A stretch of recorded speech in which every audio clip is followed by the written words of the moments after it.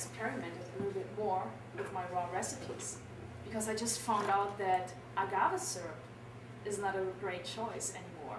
And so I just cut it down completely, just kicked it away and said no agave syrup for me anymore, because the way they produce agave syrup, it is said, when they talk about that, they claim the traditional way. They say, oh yeah, we do this and this, we just press it and heat it at a very low temperature and stir. But it's not the case. How can you produce tons and tons of agave syrup and make it good then? No, there's a big company out there, not only one, there are lots of big companies out there today, and they just know about raw foodists and vegans. They are looking for something else and not using honey, and that's something else. Honey is not vegan, so honey comes from bees, right? So they actually produce the honey for us and we take it from them. It doesn't matter if it's organic, raw, it's the same thing, it's just less. But who says if less cruelty is okay? Any cruelty is not okay. Who wants to be treated not nicely? Nobody. So even the animals don't want. But coming back to agave syrup, so it's actually overheated. It's like it's a cooked product, even though they say raw, because who's controlling it? We can't control everything. Everything we can do is trust. And that's why I say, I trust Manitoba Harvest. I know these guys, they're my friends. I work with them together. I see them at every show there in town. So I can always discuss about new things and find out about new things. But agave syrup, for me, it's like vegan. If I know this may contain, or not may, but let's say this has a little bit of butter, I just don't have it. I don't eat butter. I'm a vegan.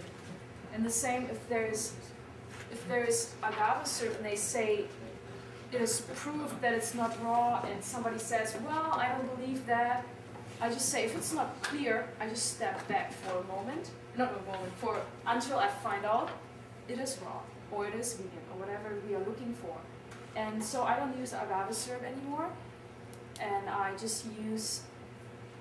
prefer actually to use some other cooked sweeteners, which just came out. It's a coconut sugar. It's very natural. It's not 100% raw, but it has lots of minerals and vitamins in there. Even shredded coconut, everyone knows that. Just to roll the truffles in there. And let's get started. So you need a food processor for that recipe and for the other recipe. So you only need a food processor. If you don't have a food processor, you can make it with a blender too. But it has to be some blender that's pretty powerful, and only add a little bit of the recipe and go step by step, and then you can make that. Because I actually only have one Vitamix at home and no food processor, so I make everything with my Vitamix.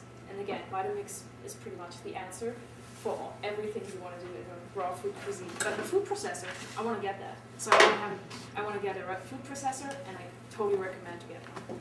Okay, so just very simple. Put all the ingredients in the food processor. I love recipes like that. It's so simple.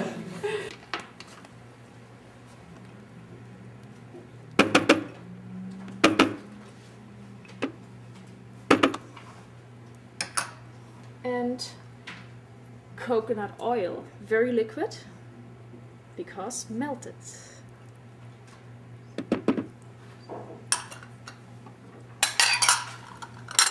And of course, our magical powder. Where is it? Stevia. It's so white that I didn't see it. I was like, oh, where's this little ceramic thing there? Oh, there's stevia. It's dried. Okay, I have to take it.